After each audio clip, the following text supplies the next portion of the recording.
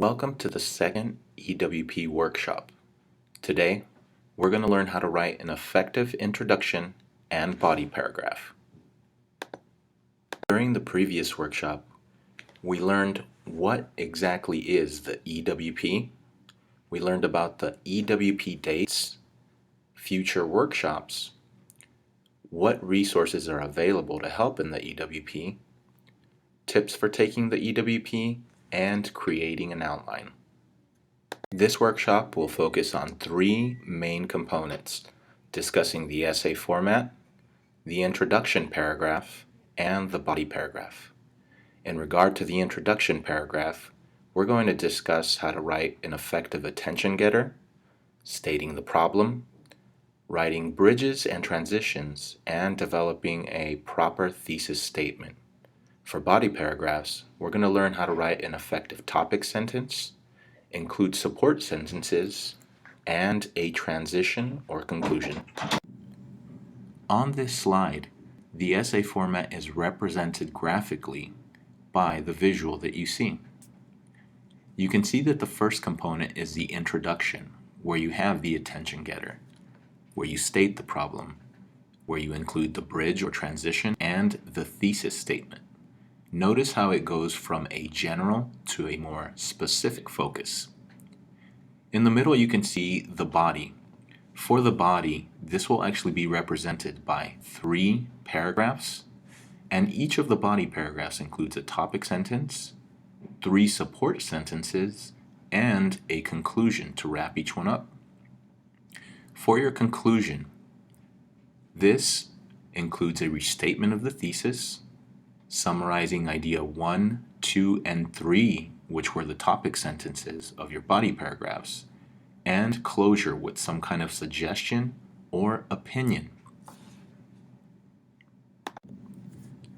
On the following slide, we're going to talk about the introduction paragraph. The introduction paragraph is the first paragraph of an essay, so it is very important to make it interesting for the reader. This paragraph is also important because it has the thesis, which you will build your paper on. The thesis is important because it provides the information to build topic sentences for each body paragraph. Think of this paragraph as a guideline, so if you write it properly, it can make the writing process easier from this point on. Keep in mind that an introduction paragraph should have a good format. This includes beginning with an attention getter, stating your problem, including a bridge or transition sentence, and placing the thesis statement at the end. We've discussed the format of an essay and the introduction paragraph. Let's look at ways to start the first part of our introduction paragraph, the attention getter. So on the following slides, we'll talk about many ways that you can start your attention getter. One way that you could do this is to provide some interesting background information about the topic. So for example, if your essay was on Southern California and the use of automobiles, note the following example.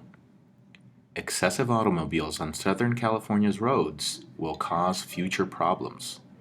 So this is definitely an interesting statement that lets the reader know that something could happen as a result of excess automobiles. You can also use a thought-provoking quotation. If you know of an authority in your field or someone famous for the topic, you can choose to include that quotation. You may also ask a question about your topic.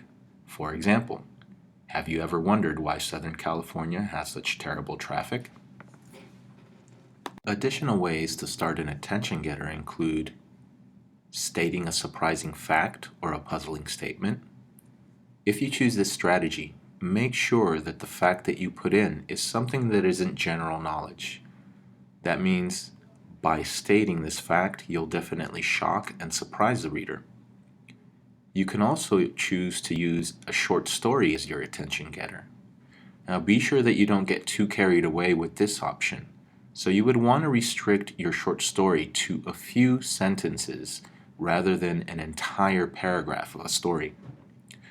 The last option that we have on this slide is to state a common misconception. As with many topics, the reader may have preconceptions about it, and you may choose to use these preconceptions as an attention getter. Other options to begin your attention getter include describing a problem, giving an analogy, and show how the topic is related to the reader's experience. Now, of course, with any of these options, make sure that what you include pertains to your topic. Now that you've been informed about the different ways that you can begin an attention getter, let's get some practice. Look at the following prompt. Having both a career and a family can be a difficult thing to juggle. It sometimes becomes necessary to work from home, especially when you have a sick child. What are some of the advantages and disadvantages of working from home? Which do you prefer and why? For this exercise, try practicing by asking a question about your topic, stating a misconception about your topic, or connecting the topic to the reader's experience. So try each one. When considering the format of the introduction paragraph, after you state the attention getter, you need to move on to state your problem. As an example, we've posted a prompt of a possible essay question. The essay question is, why have Southern Californians chosen to favor the use of individual automobiles instead of mass transportation? What do you think would make Southern Californians change their minds? For this example, we're citing some of the typical problems that result from too many vehicles on the road. So, stating the problem is accomplished through the following sentence. Long hours of traffic resulting from an excess of individual automobiles often leads to lost time at work, accidents, or cases of aggression between drivers.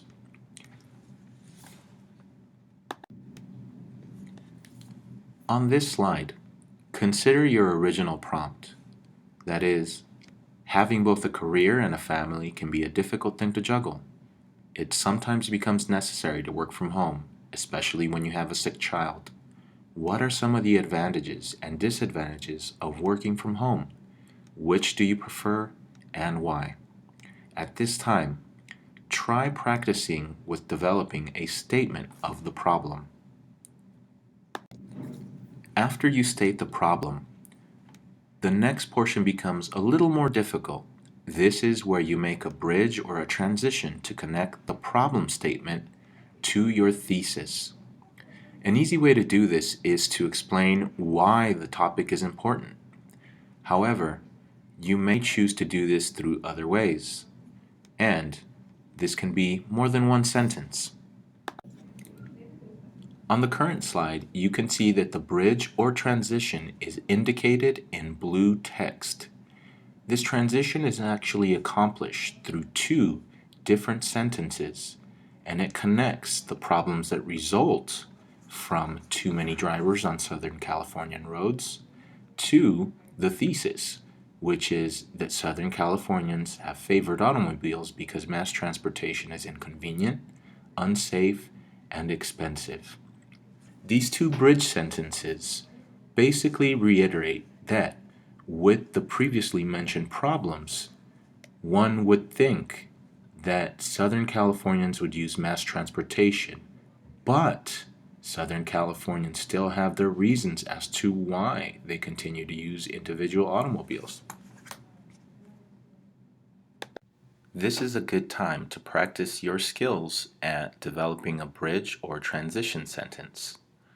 On this slide, pay attention to the original prompt that we had discussed. Now, can you come up with a bridge or transition? Take a few minutes to try to develop a bridge or transition. Your thesis is the main argument of your essay. It should include three things: your topic, your opinion on this topic, and you can list reasons that you will discuss in the body, or you can list just one general reason which you can elaborate on further in the body.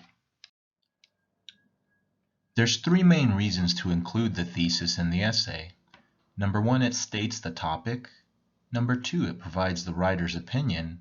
And it announces what will be discussed in the body paragraphs. Now is your time to practice creating a thesis.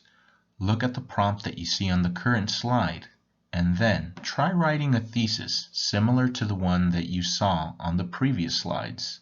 Make sure that this thesis includes a topic, your opinion, and your reasons. Once again, remember that you can list a few specific reasons, or you can just state a general reason. As with all components of an essay, it's good practice to go back and check to make sure that you have all the necessary components. For an introduction, this includes having an attention getter, stating your problem, including a bridge or transition sentence, and the most important part, the thesis statement. Keep in mind that even though there's 4 major parts to this introduction paragraph, you do not have to restrict your paragraph to only 4 sentences. You may choose to add more to elaborate or clarify. Typically, an essay includes 3 body paragraphs that give more detail on the reasons stated in the thesis statement. Each reason that was mentioned in the thesis statement may become the topic sentence for each body paragraph. Arrange each body paragraph in logical order, considering time, place, and importance. Make sure that you support each body paragraph with at least 3 pieces of evidence. Lastly, you need to conclude each body paragraph with a transition or signal word that will help the reader move from one paragraph to another. On this slide, we've presented you with a sample body paragraph. Notice that the entire text is color-coded. The text in red represents the topic sentence, which is the main argument of the body paragraph. Keep in mind that this was also one of the 3 things mentioned in our thesis statement. The text in green represents the evidence that we use to support this topic sentence. Typically, a good rule of thumb is to include at least 3. The text in blue is our bridge sentence. This connects our supporting sentences with our conclusion. And lastly, the text in purple represents the concluding sentence.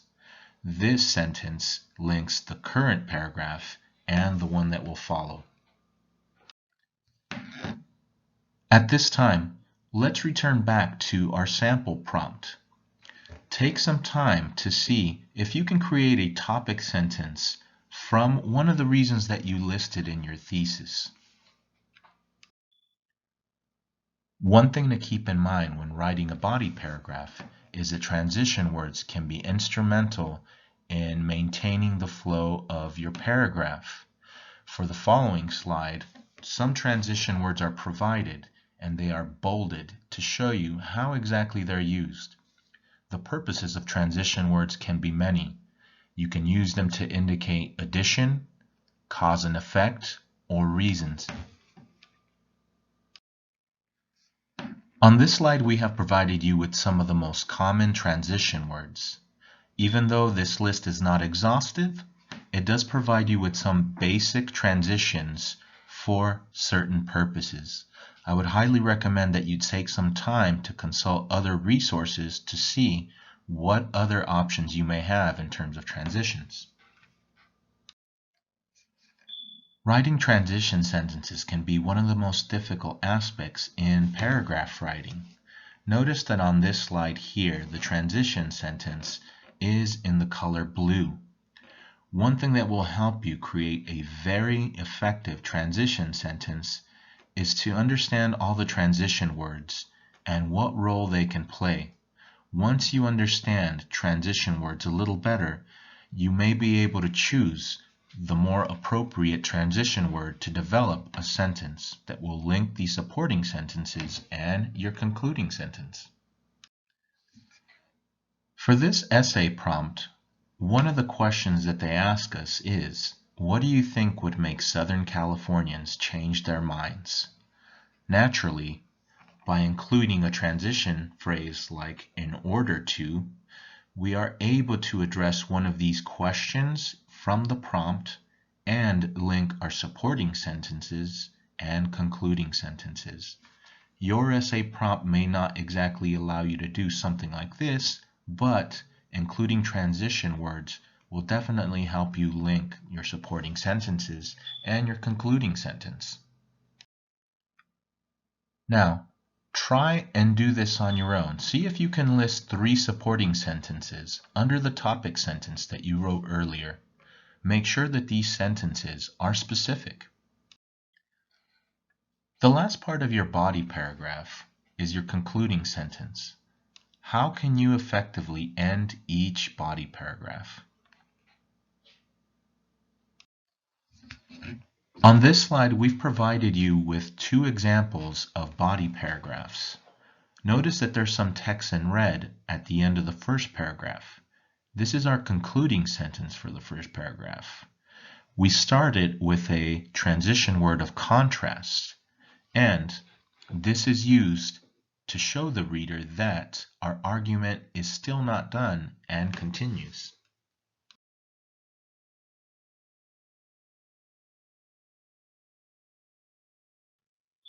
Now is a good time to see if you can come up with a good concluding sentence for your paragraph. You may want to look through lists of transition words to see which one suits your purpose. I hope you found this workshop helpful. Remember that the workshops each cover one aspect of the essay writing process. Even though today's workshop focused on introduction paragraphs and body paragraphs, we have not finished every aspect of the essay writing process. For additional questions concerning the EWP, please be sure to contact the University Testing Center. Their location, phone number, email, and hours of operation are listed on this slide.